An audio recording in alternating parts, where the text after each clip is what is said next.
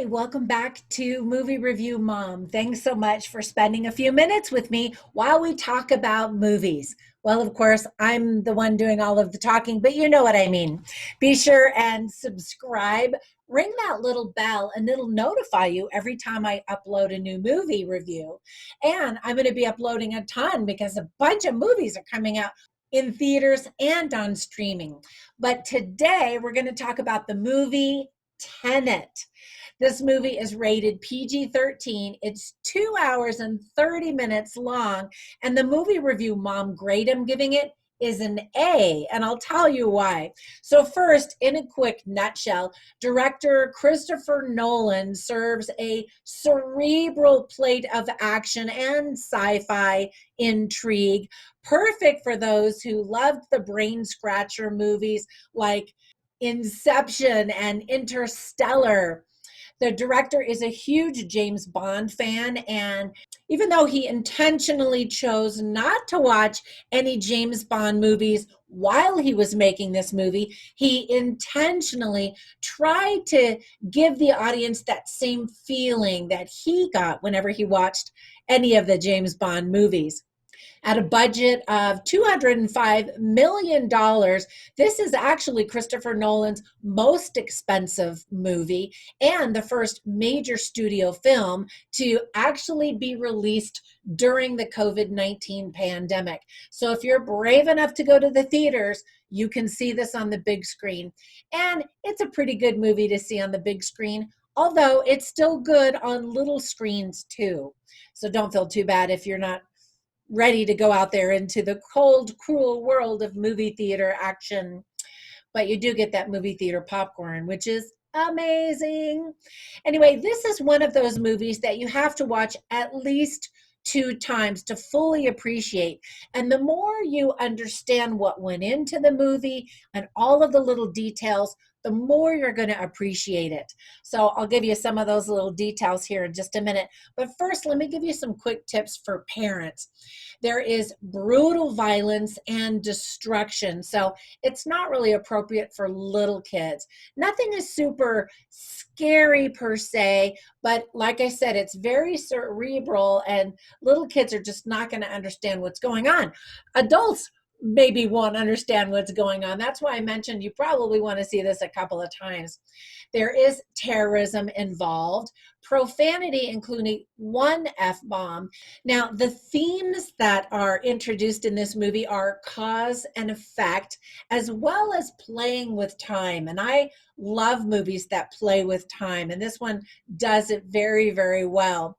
Other themes are instinct, the law of entropy, and you might need to explain to your older kids if they watch this what that law is all about. It refers to the idea that all things move toward disorder, kind of like chaos, right? Do you remember that from Jurassic Park? And the mathematician played by Jeff Goldblum taught us about that law. Another theme is reality and our perception of reality and time. Now, some things that I really liked about the movie are, first of all, the movie starts off with a bang, literally. And I like that. I like where you're just instantly engaged and you're like, oh, what's happening? And you don't quite understand what's happening just yet. But that's okay because it's super entertaining and interesting. I love movies that play around with the concept of time, as I mentioned. And the working title for this movie was actually called Merry-Go-Round, which I actually think that's really clever. Now, John David Washington was an athlete in college, so his physicality for the movie was completely believable. He said that he could hardly run for a month after filming some of these action scenes. He is kept very busy in this movie, and I thought he was excellent in Black Klansman. If you really like his performance in this, you should check that movie out also. And by the way, did you know that he is Denzel Washington's son? Well, no wonder he's such a great actor. He's got it in his genes. Sometimes he actually even sounded like his dad, Denzel, when he said certain lines. And I was like, oh, that totally sounded like Denzel. I also think James Pattison is a very good actor, and he was overlooked for his outstanding performance in the movie The Lighthouse. And that was kind of a creepy, odd movie that wasn't everybody's cup of tea, but he gave a fantastic performance in that movie. And you can see my review of that one here on the same channel as well. Christopher Nolan actually offered him the role because he had seen Pattison perform in the movie Good Time. One thing I really like about James Pattison is that he refuses to use his own British accent from London because he feels like that doesn't seem like he's really acting. And I tend to agree. If you're just playing yourself, that doesn't seem like you're acting. And so he intentionally tries to mix up his accent and pick a different location in England if he's supposed to be doing a British accent. I really like that. He says he feels like he's faking it. Anyway, I respect that again, and I think he's a really good actor. He also said in an interview that the secrecy surrounding the script of this movie was so strict that he was actually only allowed to read the script in a locked room at the Warner Brothers studios. And even worse, actor Michael Caine was only able to read the few scenes that he was in. He didn't even get to read the whole movie script. So he didn't really even know what the movie was about until the movie came out. I think that that's pretty funny. Now, be impressed with some of the special effects in the movie because no green screens were used in the making of this movie. That's super impressive. And to make the inversion scenes in the movie, director Christopher Nolan actually shot the same scene twice, going forward and then going backward. And so, yes, that means that the actors actually had to learn how to speak backwards, which is crazy. And Kenneth Branagh, who plays this Russian guy, had to learn his lines forward, backward, and in Russian forward and backward. I mean, the lengths that some of these actors went to really authenticate this movie was outstanding. And speaking of Kenneth Branagh, I thought that he was absolutely excellent in this movie. Be equally impressed with the soundtrack in the movie because it was pieced together online from individual recordings of the musicians after the coronavirus hit. And so the musicians were actually recording some of their pieces at home in their home studios. So that's pretty amazing. This is actually the first Christopher Nolan movie not scored by Hans Zimmer. Zimmer wasn't available due to scheduling conflicts, so he suggested his friend Ludwig Göransson. Now, in order to get that unique sound from the villain, composer Ludwig Göransson recorded and tweaked Christopher Nolan's actual breathing. I thought that was super interesting. I really loved seeing the car chase scenes filmed in Estonia. I actually got to visit the beautiful city of Tallinn a few years ago and thought it was just one of the most magical cities that has this fairy tale essence to it. You definitely need to add it to your travel bucket list.